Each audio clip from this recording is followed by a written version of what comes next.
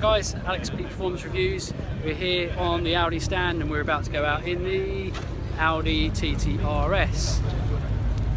I'll tell you more of the specs and everything about it. Obviously look at the links in the bio and yeah, keep tuned, watch our review and hope you enjoy. Take care.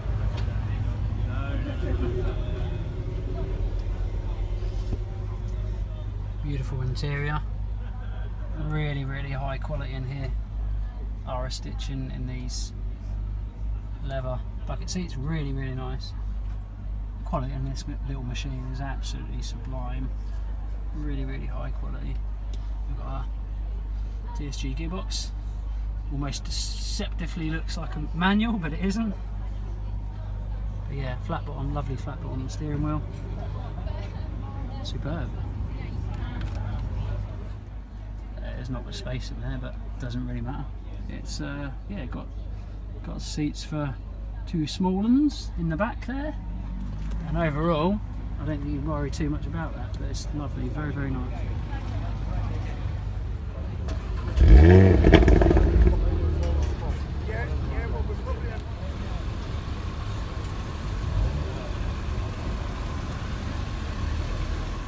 Right guys, so we're out in the TTRS as I said. Obviously join me on this test drive and I'll let you know what I think of the car. Very hot day, so we'll get the aircon as soon as possible and we'll go out and enjoy.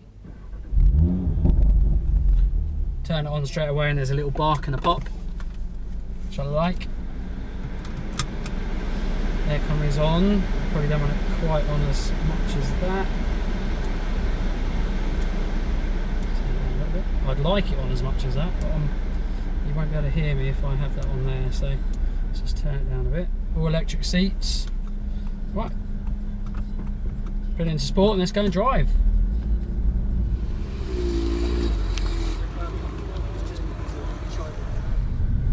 Turn that traction control off, we don't like that. Okay, first thing to note on this beautiful Alcantara steering wheel, which feels absolutely lovely in the hand. Really nice, feels like a little race car, which I love. The driving position and the look of this console with all its digital display is really nice. Got the flappy paddles, obviously an auto gearbox. Light but cumulative steering, feels very nice. Brakes straight away feel very stern, very nice. Give you good feedback. Great bite straight away. Yeah, very nice. Let's go on the hill circuit to start off with. Take you round. Let's get this window down so you can hear a little bit. Ooh, it's quick. So the figures: 400 horsepower or 400 PS, so just under 400 horsepower, but pretty much 400 horsepower, and about 354 foot-pounds of torque, I believe. I'll correct myself if I'm wrong, obviously links, spec, etc. I just want to give you an idea of how the drive is and why you should potentially buy one. Now, these are 40, nearly 50,000 pound cars, so you know, very nice cars. But obviously cost a fair bit of money. But what I want you to realise is actually how much car you're getting for the money. So, I mean, it is a lot of money, but this is a really, you know, this is a high-end car. This is an Audi. This is a high-end Audi. It's a flagship Audi in its range, in a TT range. No, it's absolutely superb. It's really nice. So we're out on the hill course now. Just going to give it drop it down. Nice little pop. Really straight away, it reminds me of the TT, of the R8 even. So it really reminds me of the Audi R8.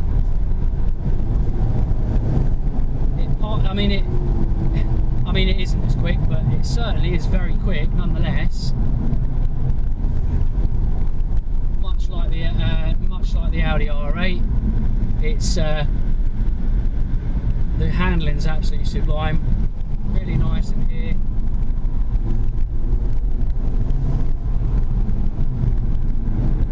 Lovely under brakes. Really nice round there.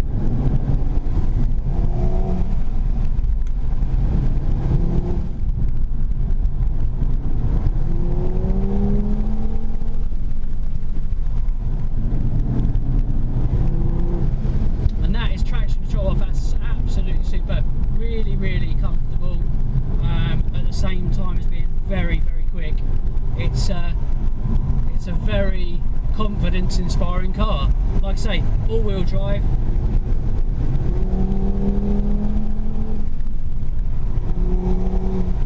Traction controlled off.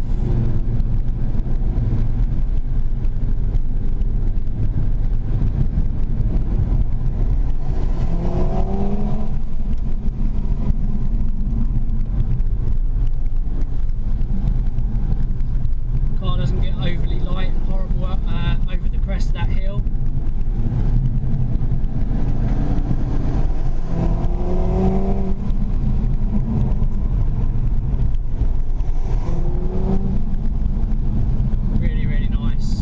Absolutely superb handling, amazing car, guys. If you're thinking of getting one of these and you've got the money and it's something on your radar, go and test drive one for starters. I'd be very surprised if you're allowed to drive it how you really would want to. I'd be very surprised if you were not incredibly impressed by this machine. It is basically a mini, cheap, special, awesome little R8. That is what it is. It feels very similar, a little bit slower, which you'd expect, but absolutely superb, guys. It is brilliant, absolutely brilliant. Let's give it a little bit.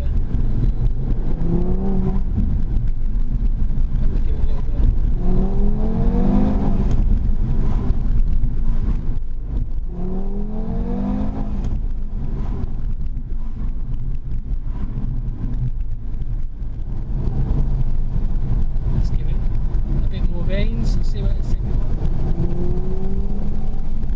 When it kicks down, it's great, and the brakes are very confidence inspiring. Oh, does handle well, very well. Takes these crests and cambers very well.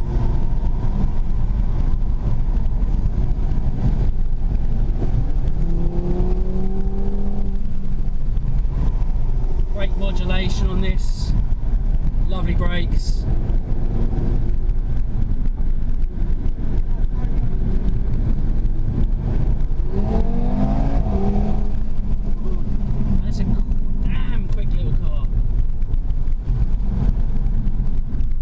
Audi R8, but it is bloody quick, I tell you. It gets a shifty on when you ask it.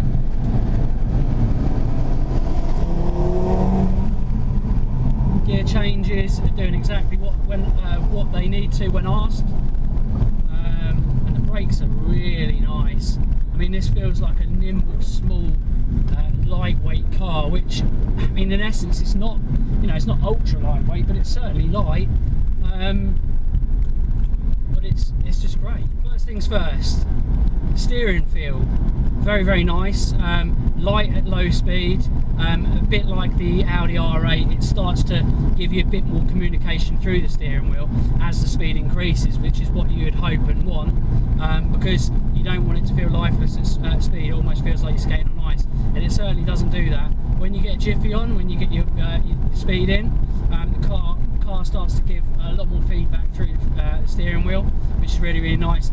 The handling is pin sharp and very nice. Like I say, overall the handling is very good. The all-wheel drive system is really looking after you really well, and the brakes are absolutely superb. When you stomp on them, it really pulls the weight off and pulls the speed off the car.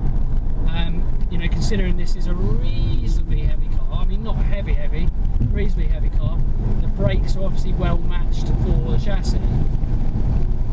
But in the corners, where you want it and need it to be really good, it's beautiful, absolutely beautiful. Really nice. Goes exactly where you want it to.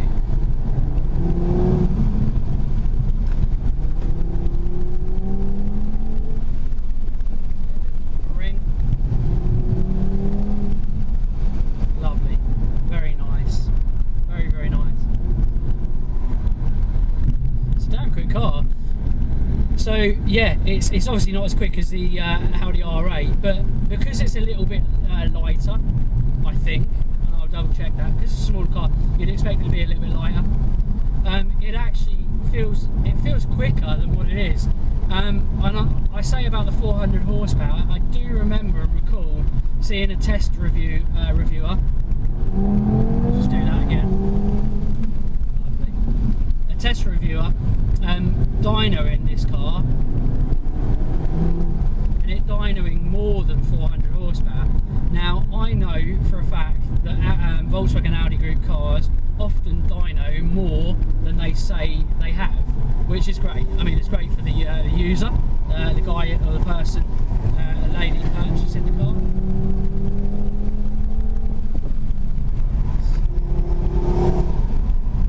Really nice. This car just, you know, it doesn't get out of control pretty much no matter how much stick you give it. But I like that. Really nice heavy braking. See how it does over this crest. Does it get light? No.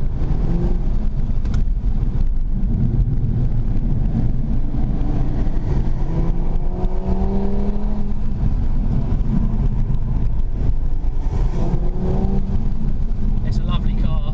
Really, really nice car. We're going to take it on the high-speed bowl in a minute, so I'll see what the high-speed stability is like on this car as well, so we can give you the feedback as to how that feels.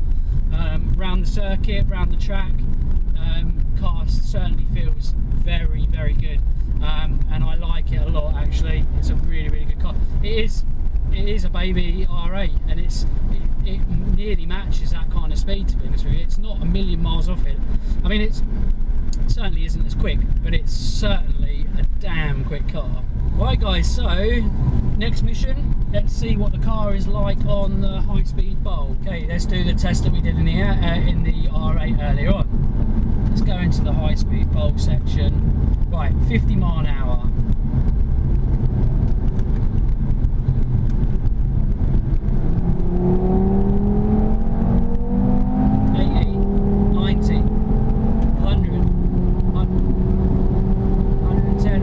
Lovely. Right, 50, go. 60, 70, 80, 90, 100, 110, 120, 130.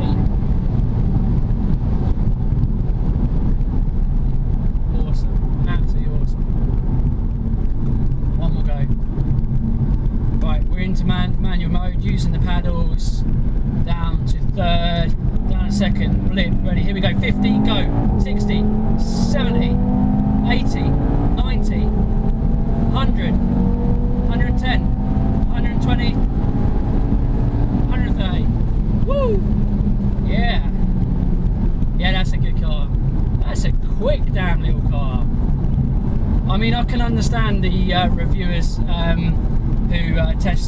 tested this car on a dyno to find that it actually had more than 400 horsepower. What a machine.